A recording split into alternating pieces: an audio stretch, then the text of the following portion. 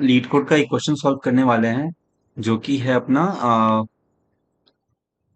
Count of smaller number after self. Question बहुत ज्यादा simple है। क्वेश्चन में हमें क्या बोल रहा है कि हमें ऐसे नंबर ढूंढने हैं हर एक एलिमेंट का जो कि राइट हैंड साइड में उससे छोटे एलिमेंट्स हो। लाइक अगर मैं मेरे पास अगर 5, 2, 6 और 1 है तो 5 के लेफ्ट राइट हैंड साइड में कितने एलिमेंट्स 5 से छोटे हैं। तो आप देख सकते हो कि यहाँ पे 5 से छोटे एलिमेंट्स 2 और 1 है। तो हम क्या लिखेंगे यहाँ पे 2। वैसे ही मुझे चेक करना होगा कि 2 के राइट हैंड साइड में कितने एलिमेंट्स हैं जो 2 से छोटे हैं। तो ऑब्वियसली मुझे एक ही एलिमेंट मिलने वाला है, दैट इज 1। सो मेरा जो होगा आंसर में जो मेरा इस इंडेक्स पे जो आउटपुट आएगा दैट इज 1।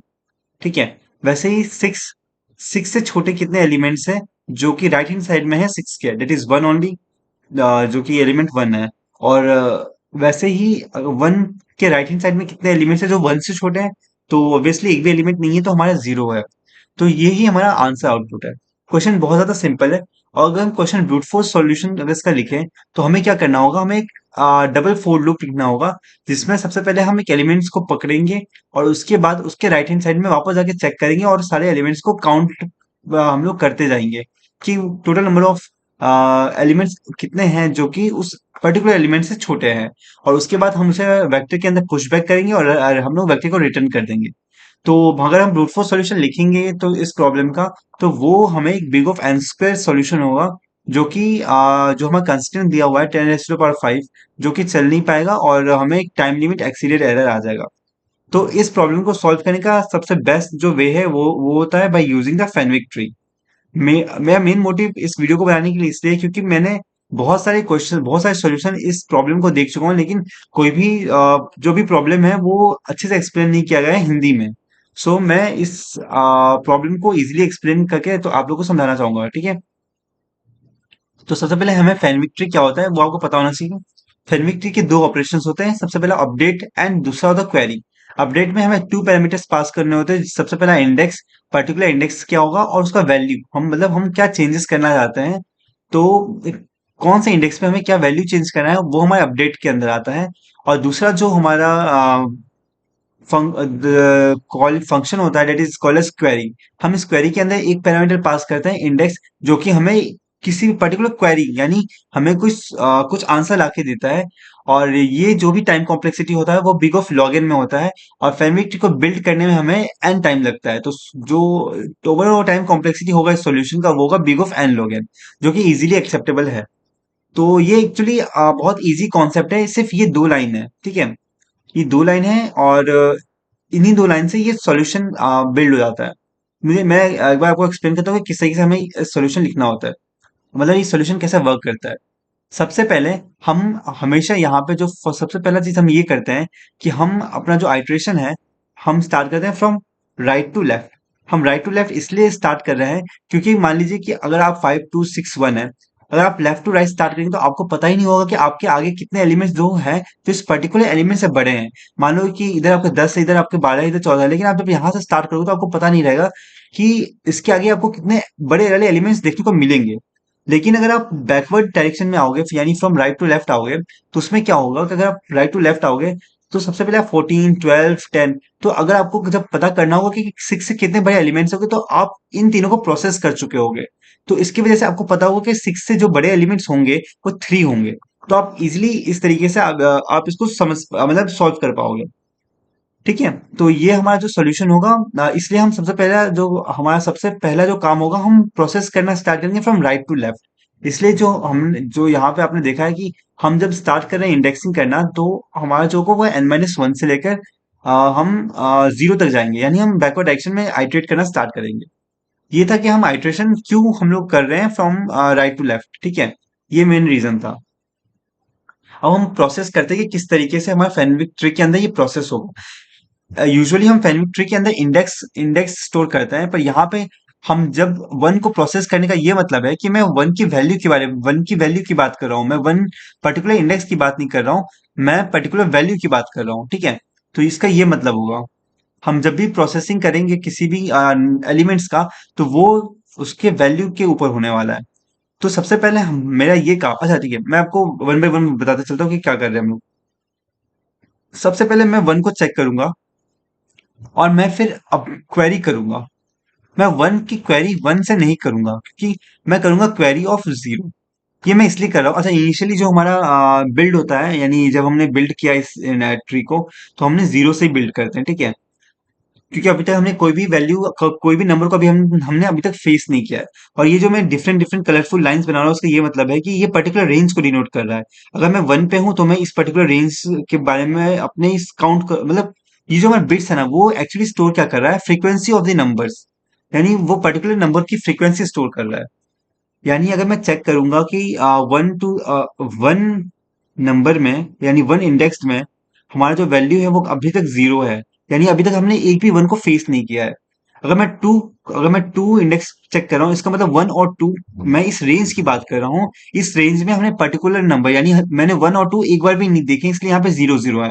अगर मैं थ्री की बात करूंगा तो थ्री सिर्फ इस रेंज के लिए रिस्पॉन्सिबल है, और अभी तक हमने थ्री को देखा नहीं है, इसलिए थ्री अभी तक जीरो है। फोर जो है वो वन टू टू फोर तक है, यानी वन से लेके फोर तक हमारा जो नंबर को रिस्पॉन्सिबल है, और अभी तक हमने एक भी वैल्यू, यानी वन टू थ्री फोर कुछ भी हमने नहीं देखा। इसे सभी की सभी वैल्यूज अभी तक जीरो है। नेक्स्ट जो नंबर है वो फाइव। फाइव सिर्फ और सिर्फ खुद के लिए रिस्पॉन्सिबल है, और अभी तक हमने फाइव को एक बार भी नहीं देखा, इसलिए अभी जीरो है। और सेम एज सिक्स। सिक्स जो होता है, सिक्स की जो रेंज जो होती है वो दो नंबर्स की होती है, यानी वो खुद खुद का और एक पिछला नंबर को देख पाता है। तो अभी तक हमने फाइव और सिक्स में से किसी को भी देखा नहीं है, तो अभी इसकी भी वैल्यू जीरो है। ये मैं कैसे रेंज बता पा रहा हूँ, ये आपको फेनविक ट्री आपको आना चाहिए, तभी आप समझ पाएंगे कि इसके रेंज में किस तरीके से बात कर पा रहा हूँ, ठीक है। उसके बाद अब हम क्या करेंगे, हमने अभी फर्स्ट आइटरेशन हुआ हमारा, मतलब फर्स्ट आइटरेशन हुआ, अभी तक हमने सिर्फ ट्री को बिल्ड किया। ट्री को बिल्ड करने के बाद अभी हमें क्या मिला, अभी तक हमें सभी के सभी वैल्यूज जीरो मिले हैं, ठीक है। ट्री बिल्ड होने के बाद भी हमारे सारे वैल्यूज अभी तक जीरो है। अब हम आइटरेशन करेंगे from left right to left. ये मैंने बता दिया, राइट टू लेफ्ट हम इसलिए देख रहे हैं क्योंकि हमें आंसर एरे में भी चाहिए किस तरीके से, हमें वो एलिमेंट चाहिए जो हमारे राइट हैंड साइड में हमने पहले से उसको देख चुका हो, ठीक है। तो अभी हम क्वेरी ऑफ वन नहीं करूंगा, क्वेरी ऑफ वन नहीं करेंगे, ये मैं इसलिए बोला था क्योंकि क्वेरी ऑफ वन हमें ऐसे वैल्यूज नहीं ढूंढना है जो उससे छोटे या उसके बराबर हों। हमें ये बिल्कुल नहीं ढूंढना है। हमें ऐसे वैल्यूज ढूंढने हैं जो उससे स्ट्रिक्टली छोटे हों, ठीक है। तो हमें क्वेरी ऑफ जीरो करना पड़ेगा। कि क्वेरी ऑफ जीरो क्या क्या ला के देगा, मैं बताता हूँ। कि क्वेरी ऑफ जीरो ये ला के देगा, ये बताएगा क्वेरी ऑफ जीरो कि हमारे जो वैल्यूज हैं, यानी नंबर्स लेस देन जीरो, यानी ऐसे नंबर्स वन से कितने भी छोटे नंबर्स हो सकते हैं। हाँ, जो कंस्टेंट ऑफ द प्रॉब्लम है ना, वो minus ten to power four to ten to power four है, ठीक है। ये मैं बताऊंगा किस तरीके से हैंडल करना है negative numbers, because negative numbers अगर हमने इसका इंडेक्सिंग किया और हमने अगर एरे बनाया, तो वो आउट ऑफ बाउंड एरर देगा, क्योंकि नेगेटिव इंडेक्स हम लोग नेगेटिव इंडेक्सिंग नहीं कर सकते वेक्टर्स के अंदर, ठीक है, एरे के अंदर। ठीक है, तो पहले आप ये समझिए, सबसे पहले हमारा क्वेरी ऑफ जीरो आया, तो हम अपने अपने जो फेनविक ट्री के जो बिट्स वाले इंडेक्स में जाके देखेंगे कि हमारा क्वेरी ऑफ जीरो में हमारा स्टोर क्या है। ऑब्वियसली हमारा क्या स्टोर है, जीरो। क्योंकि अभी तक हमने वन से छोटे वैल्यूज को देखा है नहीं, अभी तक हमें कोई भी वन से छोटा वैल्यू मिला ही नहीं है अभी तक। इसलिए अभी हमें अपने जो आंसर है, जो मैंने आंसर बिल्ड कर रहे हैं हम लोग, जो आंसर हमारा जो आउटपुट में होने वाला है, वो हमारे आंसर में सबसे पहले हम क्या डालने वाले हैं, जीरो, ठीक है। हम बैकवर्ड डायरेक्शन में मूव करें तो ऑब्वियसली हमारा जो सॉल्यूशन होगा वो भी जीरो इस तरीके से सॉल्व होगा। उसके बाद अब हम क्या करेंगे, हम क्वेरी करने के बाद अपडेट करना है, क्योंकि अब तो हमने इस वैल्यू को देख लिया ना। पहले तो हमने नहीं देखा था, लेकिन अब हमने जब वन को फेस किया, हमने जब वन को प्रोसेस कर लिया, अब हमने वन को देख लिया है, तो अब हमें वन को अपडेट करना पड़ेगा। जब मैं अपडेट करूंगा, किसको अपडेट करूंगा, मैं अपडेट करूंगा, मैं अपने नम्स ऑफ आई, यानी अपने वन को अपडेट करूंगा, ठीक है। तो अब ये अपडेट कैसे होगा मैं बताता हूँ। हम अपडेट करेंगे यहाँ पे, यानी वन से स्टार्ट करेंगे, यानी सभी की सभी वैल्यूज में अपडेट होने वाला है। मैं दूसरा कलर ले लेता हूँ समझाने के लिए, ठीक है। नम्स ऑफ आई जो होगा, अब हम पर्टिकुलर वैल्यू को वन से बढ़ा देंगे। ये वन क्या रिप्रेजेंट कर रहा है, हमारा वैल्यू, कि हम उस वैल्यू को प्लस वन करने वाले हैं, हम बढ़ाने वाले हैं। और कहाँ पे बढ़ाने वाले हैं, उस पर्टिकुलर नंबर पे जाके। तो अब हम क्या करेंगे, सबसे पहला मुझे वैल्यू मिल चुका है अपना वन, और मैं वन हमारा किस लिए रिस्पॉन्सिबल है, सबसे पहली बात तो ये इस रेंज के लिए रिस्पॉन्सिबल है। तो अभी ये हमारा जीरो से वन हो जाएगा। और साथ ही साथ आपको पता होगा कि अपडेट क्वेरी में हम क्या करते हैं, हम फ्रॉम लो हाइट, मतलब फ्रॉम लो टू अप जाते हैं, मतलब लो टू हाई जाते हैं, ठीक है। तो अब हम जब जीरो जीरो वन को प्रोसेस कर लेंगे, तो हम क्या करते हैं, एक्चुअली जो होता है इसके पीछे का बिहाइंड बिहाइंड द लॉजिक ये होता है कि हम इस वैल्यू को ऐसे प्रोसेस करते हैं, ठीक है। यानी हम क्या करते हैं कि 0 0 1 यानी x and minus of x में हम क्या करते हैं, प्लस इक्वल टू x कर लेते हैं। ठीक है, ये आपको पता होना चाहिए, तभी आप समझ पाएंगे कि ये अपडेट काम कैसे कर रहा है। तो उसके बाद हम टू में अपडेट कर देंगे, क्योंकि ये दोनों रेंज इसके लिए रिस्पॉन्सिबल है। बाकी किसी भी रेंजेस में हमारा जो वैल्यू होगा वो अपडेट नहीं हो पाएगा। ठीक है, तो ये अब हमारा सेकेंड, यानी ये सारी जो वैल्यूज है वो खत्म हो चुकी है, और हमारा जो अपडेटेड वैल्यू है 2 और 1 अपडेट हो चुका है। ठीक है, ये रेंजेस अपडेट हो चुके हैं। अच्छा, अब ये आप बोलोगे कि अभी तक हमने टू तो नहीं देखा, लेकिन हमारा वैल्यू वन क्या क्या शो कर रहा है। ठीक है, ये मैं आपको समझा देता हूँ कि ये आपका बिल्कुल डाउट मतलब सही है कि अगर हमने अब तक टू को सीन नहीं किया है तो हमारा वैल्यू यहाँ पे वन कैसे हो गया। ये जो टू है ये पर्टिकुलर उस वैल्यू को नहीं डिनोट कर रहा है, ये एक रेंज को डिनोट कर रहा है। यानी हम उस रेंज यानी 1 2 इस पर्टिकुलर रेंज को हम देख रहे हैं कि वन से लेके टू तक कितने वैल्यूज दिख चुके हैं। वन से लेके टू तक हमें एक वैल्यू दिख चुका है जो कि वन है, इसलिए ये अपडेट हुआ है यहाँ पे। ठीक है, हम दूसरा अब नंबर प्रोसेस करते हैं, दैट इज 6। अगर मैं दूसरा नंबर प्रोसेस कर रहा हूँ 6, तो हम क्वेरी किसके लिए लेंगे, क्वेरी ऑफ 5 ढूंढेंगे, क्योंकि हमें स्ट्रिक्टली लेसन नंबर चाहिए।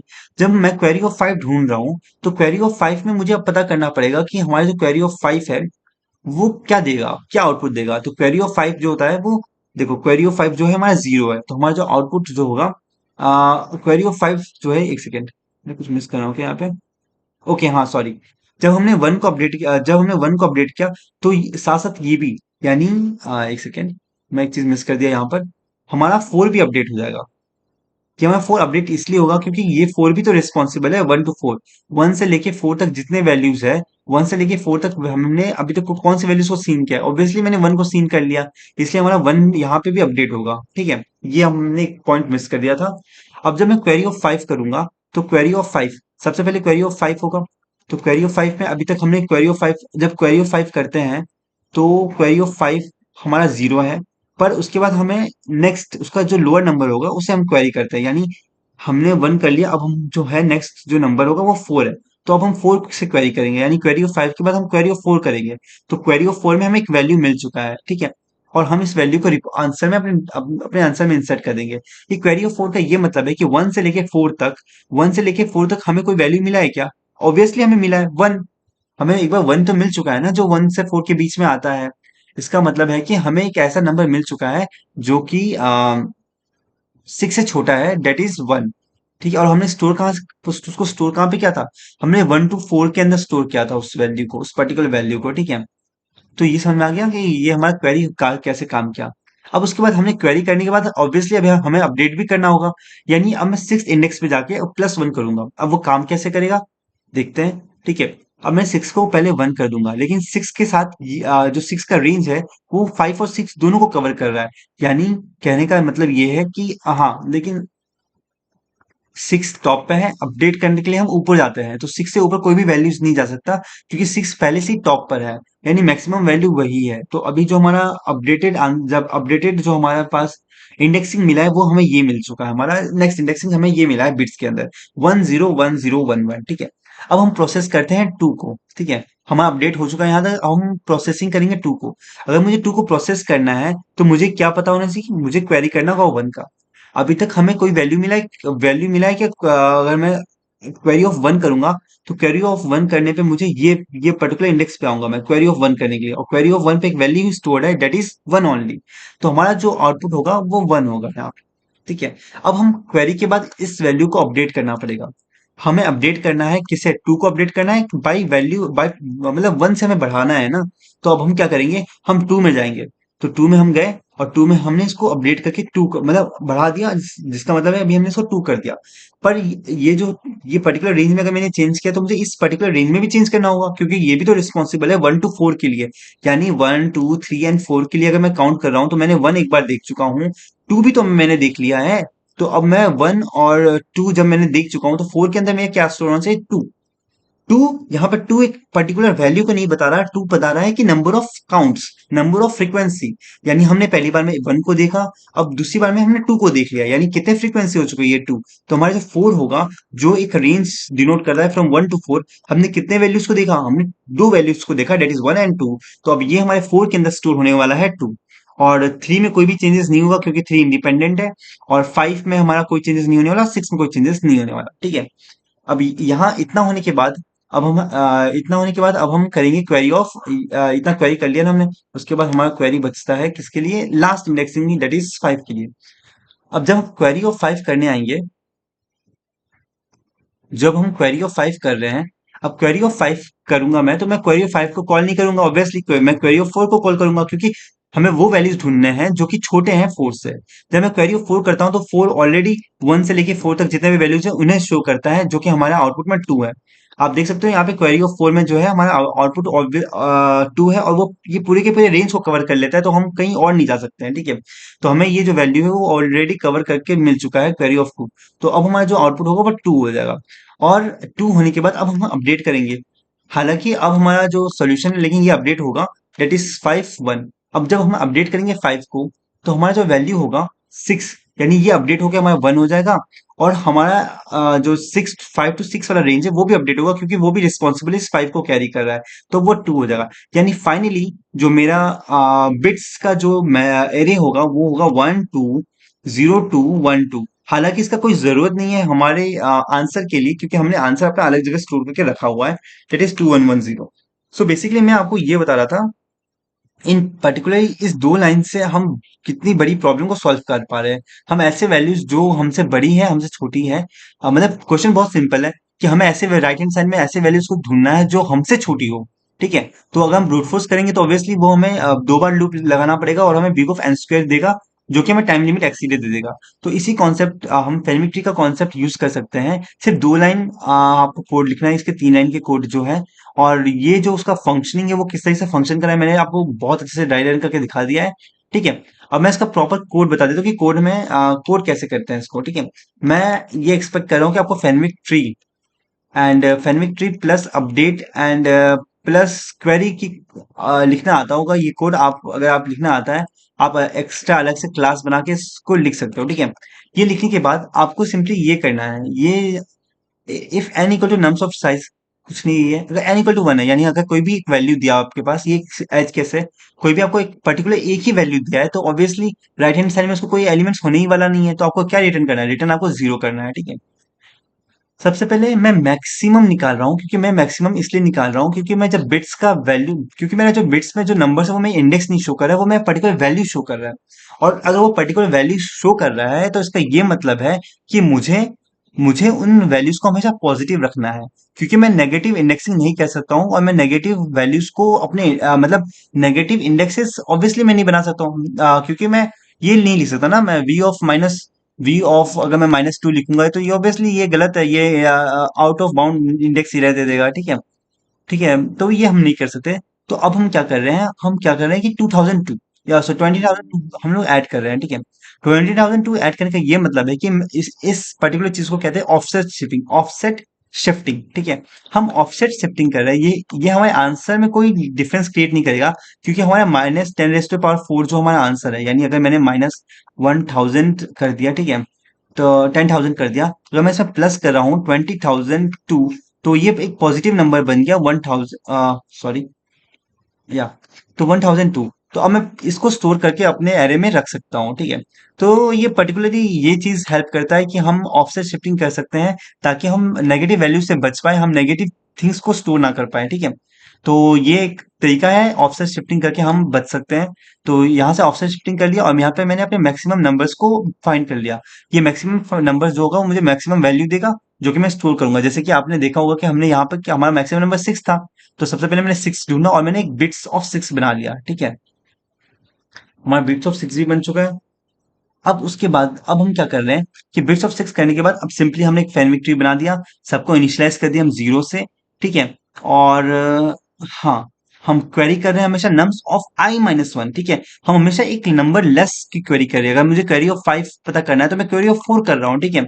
हम क्योंकि मैं स्ट्रिक्टली लेस देन नंबर ढूंढ रहा हूँ, इसलिए मैं क्वेरी ऑफ 4 कर रहा हूँ। उसके बाद हम उस पर्टिकुलर नंबर को जाके अपडेट कर रहे हैं, उसको बढ़ा दे रहे हैं बाई 1। तो ये इस तरीके से हम इस क्वेश्चन को सॉल्व कर सकते हैं in the time complexity of big of n log n. और यही था, यही कॉन्सेप्ट यूज करते हैं हम लोग, मतलब यही कॉन्सेप्ट जो होता है वो फनविक ट्री का कॉन्सेप्ट है, ठीक है। इसको हम रियल लाइफ एप्लीकेशन में देख चुके हैं कि कैसे हम सॉल्व करने वाले हैं प्रॉब्लम्स को, ठीक है। अब मैं आपको दिखा देता हूँ कि इसको एक बार सबमिट करके देखते हैं। ये क्वेश्चन है on the leet code, question number 315, ठीक है। और एक बार इसको रन करके देखते हैं। सेम चीज़ है, अगर मैं आपको बता दूं कि फेनविक ट्री कैसे थे, अलग से आप सेपरेट क्लास बना सकते हो। और ये आपका फेनविक ट्री का हो गया, ठीक है। एंड क्वेरी इंडेक्सिंग, जो हम सिंपली फेनविक ट्री बनाते हैं वही है, और उसके बाद आप इसको सबमिट कर सकते हैं। मैंने बहुत डिटेल में समझा दिया इस क्वेश्चन को बहुत से ड्राई रन करके, ठीक है। Thank you.